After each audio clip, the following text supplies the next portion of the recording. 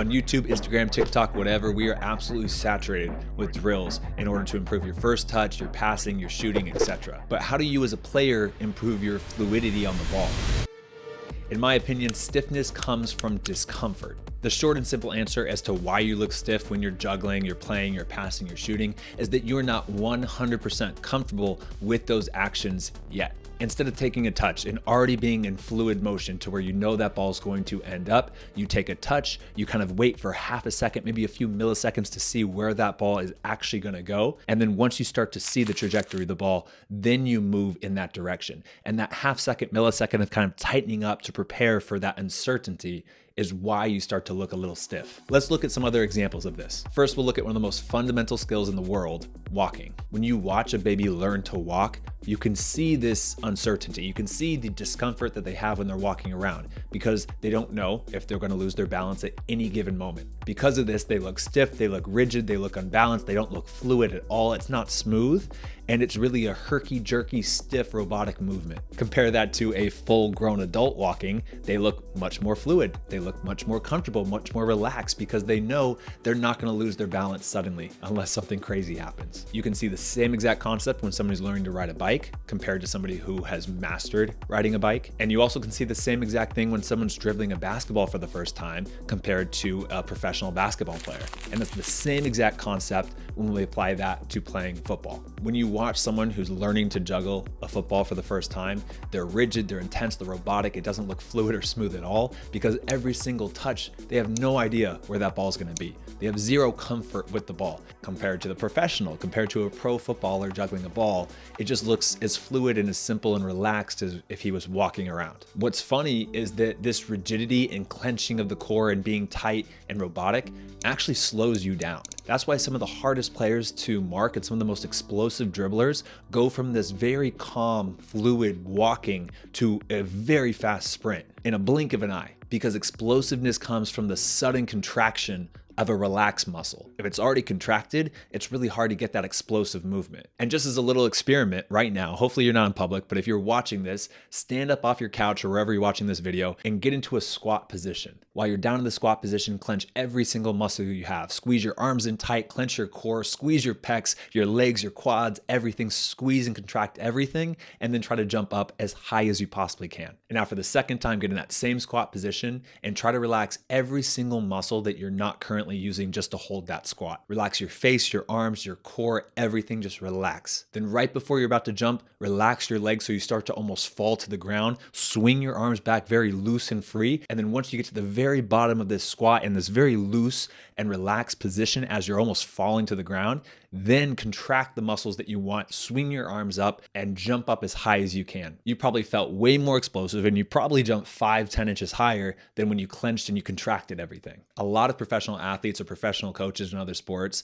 like golf, boxing, sprinting, track and field, whatever, they talk about effortless speed. You want to have this relaxed but controlled and powerful explosive movement that comes at this really weird barrier of being very relaxed, yet explosive and contracting the muscles at the right time. Now coming back to football, I've experienced what it's like to be very stiff out there on the field. If you look back at my very first YouTube videos of me training, you watch some of my very early games, you can see how stiff and rigid I look when I'm moving the ball, when I'm dribbling, when I'm passing, when I'm doing these drills. Because at this stage of my career, I was a decent player. I was able to sign lower league professional contracts, but I really relied more on my athleticism, my work rate, and my tactical understanding of the game.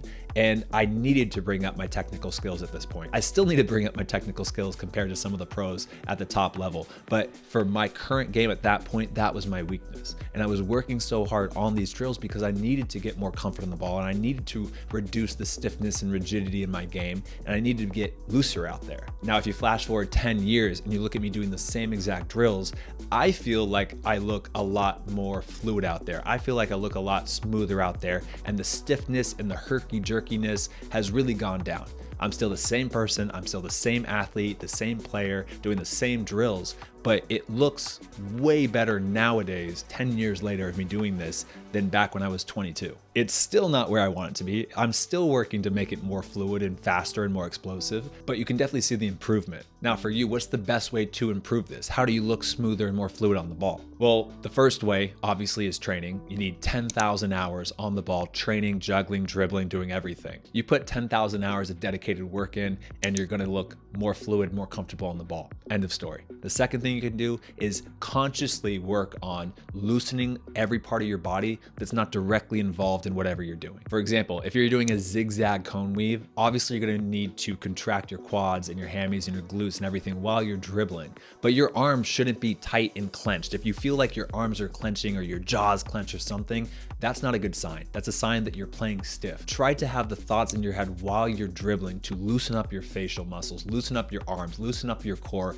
and really just try to go about it in a fluid way. I know it sounds funny, the best way to play more fluid is just to try to play fluid, but you really want to consciously think about your muscles and develop the mind-muscle connection and feel your body and try to loosen up stuff that doesn't need to be clenched. The third thing I really suggest is film yourself training. I know it can feel awkward to bring out a camera or something, but it's really good to watch yourself back. One great example of this was when I watched myself really doing a step over for the first time. When I was seeing myself do the step over, it looked so stiff and I was so upright that it was really just my legs swinging over the ball. I wasn't fooling anybody. And when I'd watch the top pros do a step over, I'd see their entire body loosely almost jab in that direction, and I completely could see the difference between the two. But in my head, I felt like I was doing what the pros were doing, but it wasn't until I actually watched myself back on film that I realized that I wasn't at all doing what they were doing. The fourth thing that you can do is at some point in your individual training, do drills where instead of being focused on the quality of the touches and being sharp,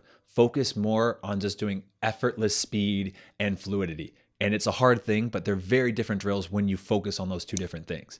For example, with a zigzag cone weave, instead of trying to make every single touch perfect and slowing down and really focusing on the quality, sometimes throughout your week or your month, just do that same drill, but try to go as fast as you can, focus less on the touches, and worry more about just trying to do it as fluid and as smooth as possible. Take a touch, react where it goes in the moment, and really try to fluidly dribble through the zigzag cone weave. I think just doing that even just once or twice a month is going to be really beneficial overall for your stiffness that you feel on the field. And then the final thing, lastly, is to really do some stretching, yoga, mobility work, whatever. A lot of players just work out, train, and as they do this, their body starts to tighten up. And I've been there. You kind of just are so focused on becoming more athletic that you lose a lot of the mobility of that. And now you can still be extremely strong and powerful and still look very fluid with the ball at your feet, but you want to make sure that your muscles and body and everything can go through this range of motion that you need it to go through. It doesn't need to be crazy, but doing yoga a couple times a week, 20, 30 minutes will definitely help you feel looser when you're out there on the field, because